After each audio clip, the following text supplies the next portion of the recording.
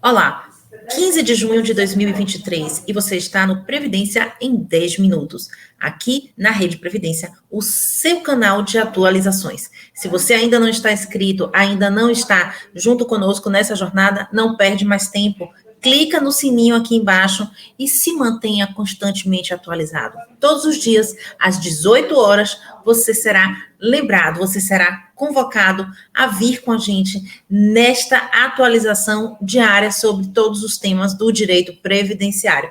Hoje nós vamos falar um pouquinho sobre benefícios assistenciais para pessoas com deficiência, benefícios assistenciais para idosos e a faixa de renda e a questão da vulnerabilidade social.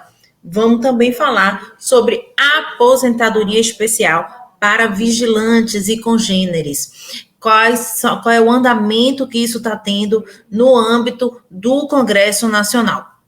Vamos começar falando um pouquinho sobre os benefícios assistenciais. O benefício assistencial, ele é aquele benefício que é concedido para um grupo específico de pessoas, sejam elas pessoas acima de 65 anos de idade, ou seja, idosos acima de 65 anos de idade, homem ou mulher, indiferente aí o gênero, e também para as pessoas com deficiência. Vale aqui lembrar que a legislação fala em pessoa com deficiência, e muito tem se discutido a questão do autismo, né? Por quê? O autismo, o indivíduo com autismo, ele tem níveis de suporte. Você tem um nível de suporte 1, um nível de suporte 2, um nível de suporte 3.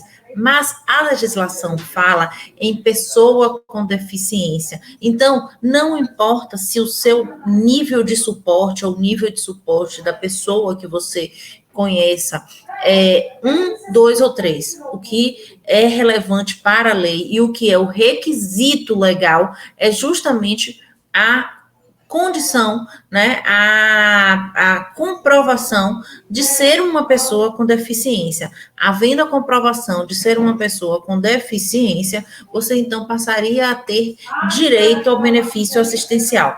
Mas teria direito ao benefício assistencial também se atender a um outro requisito.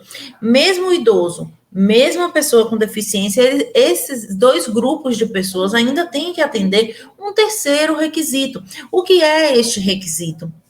É a condição de vulnerabilidade social. A legislação impõe uma renda per capita familiar daquelas pessoas que estão cadastradas no cadastro único, junto com essa pessoa que está pleiteando o benefício, ou seja, aquele grupo familiar, ele precisa ter uma renda per capita de 1/4 de salário mínimo. O que equivale a dizer? É possível que tenha uma renda de 1 salário mínimo e 4 pessoas naquele grupo familiar. Essa é a condição para que haja o deferimento. Porém, esse critério de hipossuficiência, esse critério de vulnerabilidade social, não de miserabilidade, como a gente falou aqui há alguns dias, ele pode muitas vezes ser flexibilizado no âmbito judicial. É o que aconteceu no TRF4, né?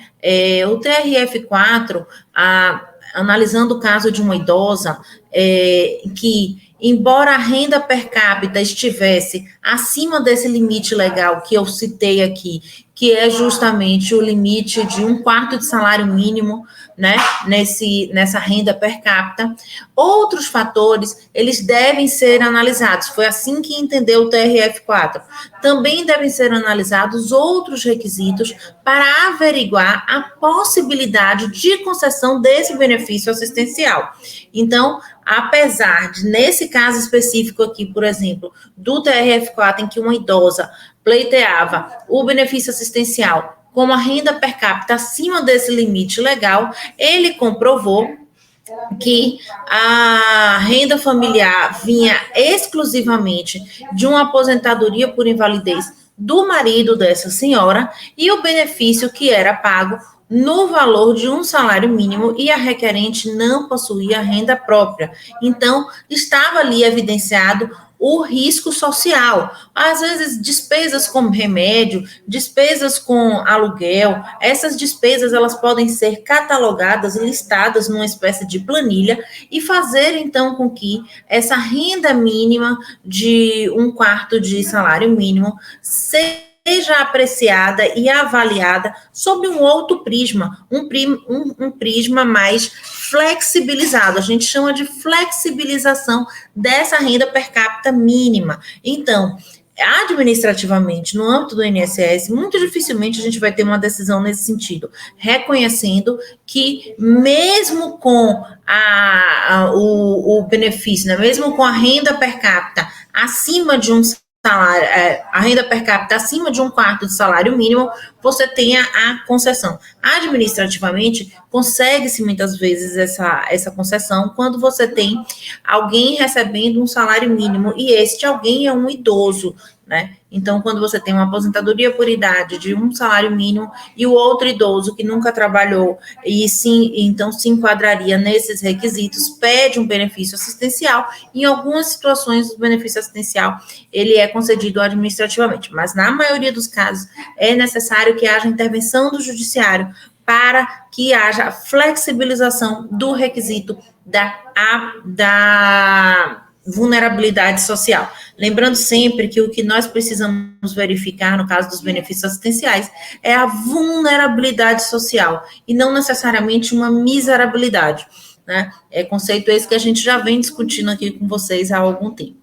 Mas vamos agora falar um pouquinho, então, sobre as aposentadorias de vigilante, aquela aposentadoria por periculosidade, a aposentadoria do vigilante que tem aí estado na berlinda há tanto tempo. Tivemos uma vitória no STJ e essa luta, essa batalha continua agora no STF.